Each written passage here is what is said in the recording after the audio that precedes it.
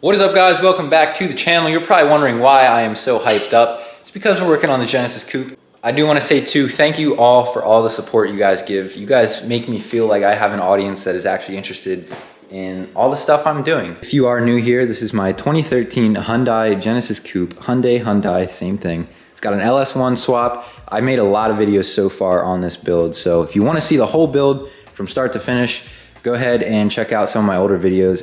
All right, so we just tried to install the drive shaft, and of course, the f***ing thing doesn't fit. So this one we had already fit in the car, and it would work, but check that out. There's just that much of a difference in length that I can't get it mounted to the differential. Unbelievable. Do you see how many yokes? All right, so that's the fourth yoke. Fifth one's a charm. It was a freaking pain in the butt trying to figure out literally how to adapt the Sicky drive shaft to the yoke we needed. I don't know why, I didn't think it would be that hard, but it was, but we got her.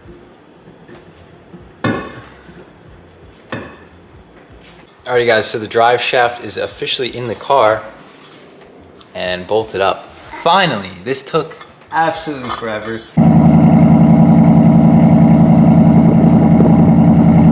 Alright guys, I don't know if you can see, we got all the parts. We got a good bit of stuff. We're gonna break it down when we get back to the shop. We still got about 4 hours till we're back home, so it's gonna be a long drive. Can't complain though. We got a lot of good stuff for a good price. So, alrighty guys, so we are back at the shop from our parts haul. The Genesis Coupe is looking better than ever, as always. We got a good bit of stuff. We'll start with our radiator. So we got a Mishimoto radiator for the Genesis Coupe 3.8, and then we got some relays as well, so we can wire all this up to work with our setup, which is super cool. This does still have the condenser on it, so we're gonna have to take that off because we don't need AC. The front bash bar, my old one was bent, so I just had to get a new one. Came with an oil cooler that we probably are not going to use, but we'll see. Also got fender liner, a bunch of miscellaneous stuff, and red spec Ds, which I probably won't even use those, but if anyone wants those, drop a comment. Maybe I'll do a giveaway. Get yourself some red spec Ds. All right, I'm ready to throw the radiator in, so I think that's what we're gonna do. We're gonna go ahead and try to see if we can't test fit that in there, and we have a front bash bar to install because my old one was bent. Before we throw the rad in though, we are going to clean it out, so probably not the best clean out method, but we'll do a coolant flush anyhow. Slosh it around.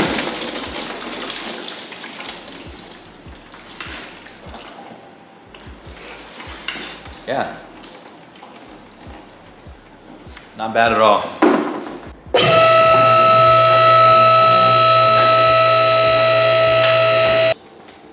Mishy boy is going in the car. Let's hope that it A, fits, and B, well, that's pretty much it. Let's hope it fits. The Mishimoto radiator is now in with the fans. They clear the accessory drive, which is the main thing.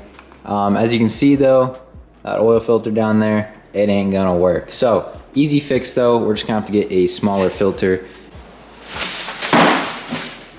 All right, we got some new parts in here. Nothing too crazy this time, but we have our lower coolant hose, which I hope fits. We're gonna have to test fit it. And we got our new oil filter too. Did go with a royal purple one. This was recommended to me by someone in the Swap Genesis Coupe group on Facebook.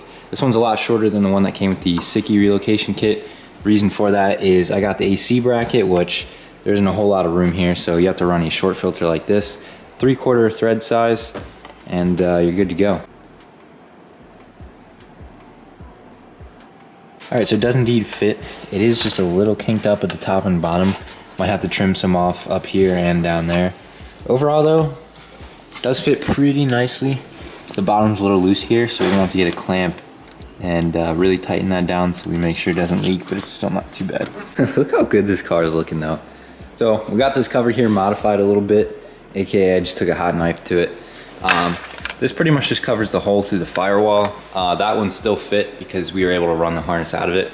As you can see, this one has two big harnesses coming out. So now that we modified this, this can bolt right back up there. And we're just gonna have to seal it up and kind of seal around that area and make sure we don't get any moisture or anything coming in. Second thing, we're still continuing to wire these relays in. The two triggers from the Holly I actually had coming out of this hole. And instead of running them around the engine bay and just adding more wires in here, I actually took them back through and they aren't routed anywhere yet, but it's gonna be those two down there. What I'm gonna do is run them across the dash, and then we are gonna come out the other side then. That way, we don't have to add any more wires to the back firewall. All right guys, we got the finished product. Fan wires come up here. It's all attached to the side. Got the ground on there. Got it tucked back behind there. It's mostly wrapped. Up top, I need to get more of this stuff to wrap it. And then I just gotta get the trigger wires out up here so I can mount all this and clean this up. I extended those wires in here, so now we got plenty of length to come out of the firewall over here now. As you can see, we got a whole bunch of wire. So what we're gonna do is just run this in the existing harness that already comes over here, tape it all up, clean it all up, and I'll show you guys the finished product after we're done with that. I'm actually super freaking happy about the final result, guys. Look at this. Got it mounted along here, along the strut tower. Got everything up here. I am going to just zip tie this to here. I am waiting on this kind of wire loom stuff. I'm gonna run the rest of the way up. But other than that, this thing is done. The fans are wired up, and we're gonna go ahead and test them, just make sure everything works. And that's done.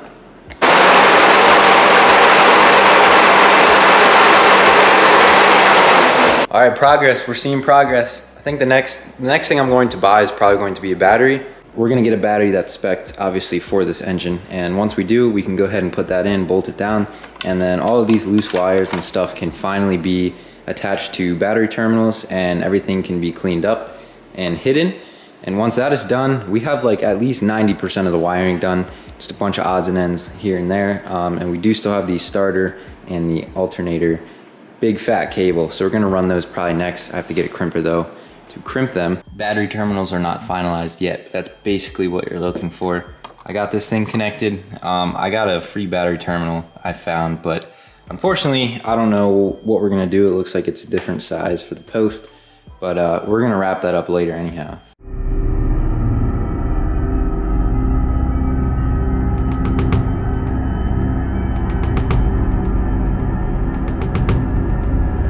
Guess what, guys? We got some parts again, baby. We went on a little parts run yesterday. Pretty local to me, so not too bad. But we got some parts we need, nothing exciting. We got a Trans Am throttle cable. So now we have our throttle cable. I also grabbed the pedal assembly out of there, which this is gonna need some work and some fabbing and all that to get this to work in my car. The last thing we got from our little F-body parts run was a upper coolant hose. And as you can see, this thing is going to work great. It's just a bit too long. So we're gonna have to trim this down, get a connector for the middle, and then this will work.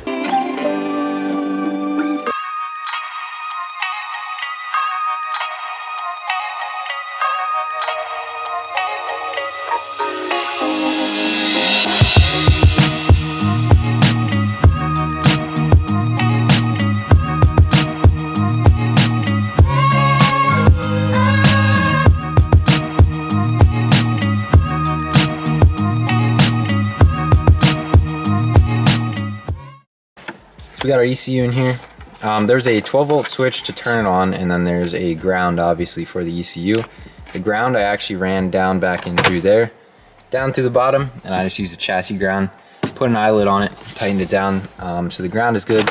So the only thing left with this is just to find a 12-volt switch to actually turn the ECU on. Alright guys, so here's like the final product of the Terminator X screen, where we kind of just took the old head unit, modified it, and stuck it in there. Everything's good, and then we just ran the 12-volt trigger into the fuse box. There's actually just a couple empty slots.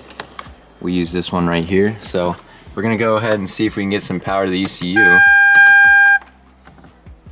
And there we go. Got any lights on? Yep, it's down there. Lights are on. Okay, now we're not ready to set this up yet, so we're not gonna touch any of that. Just making sure it works. Alright guys, so I've been doing most of this off camera because it's really not that entertaining, and it's hard for me to do things while also recording. Again, I'm still solo on this, so bear with the bad videos still, but check this out guys. The starter wire that goes up to the battery is ran, all harnessed up, looking clean. Just kind of mounted it along the firewall there with some of the other wires. It's gonna be that big one right there. Everything is tight on the starter and good to go. And then we also finished the alternator wire that goes up here to the driver's fuse box. that is down on the alternator, all tight, wrapped up, and looking good. I'm gonna have a full video coming soon where we pretty much finish the interior on this thing. Nothing's bolted down or really assembled as far as all the trim and stuff goes. Still gotta mount this thing, do a lot of work back in here. I didn't even get the fuel basket back in, so we're gonna have a huge video coming where we actually wrap this interior up. But so far, it is looking pretty good. All right, and then right now we're gonna check for a 12-volt trigger for the alternator pigtail.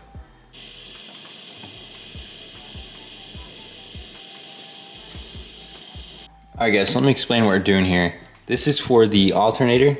There's already a resistor wired into the Holley pigtail. So what happens is you just want to bring it up here into the Genesis Coupe driver's fuse box. Back here, just sandwich it in between and push this back down. And this will now have 12 volt switched when the button gets pressed, and when it turns off, it will have no power at all, which means we should have our alternator working. We're not going to know this till we start it and can monitor the battery voltage, but that's how you hook up the trigger wire for the alternator. Super easy. Just ran it right up with the other alternator wire. And you go ahead and close this up. And both those trigger wires are now off our list and done. We're flying right through these. I like these like simple side quests, like just small things that need done to get it closer to being running. Anyhow guys, that's gonna do it for today's video. This video took way too long to make and I apologize, but we're getting really close to getting this thing back up on the road. Stay tuned for a wheel video and then the interior video because it's gonna be a lot of work going into those, but will we be able to air out on these wheels? I don't even know yet, but we're just focused on getting this thing running at this point. It's getting close, but it ain't over yet, so hopefully you guys can stick by and wait until this thing runs. It should be within the next 2 or 3 episodes. I'm getting super stoked. Let me know if there's any videos you'd like to see down in the comments below. Any questions, hit me up on Instagram, Colin_Lair_. Thank you guys for supporting the channel. You guys are absolutely amazing. I'll catch you on the next one. Peace.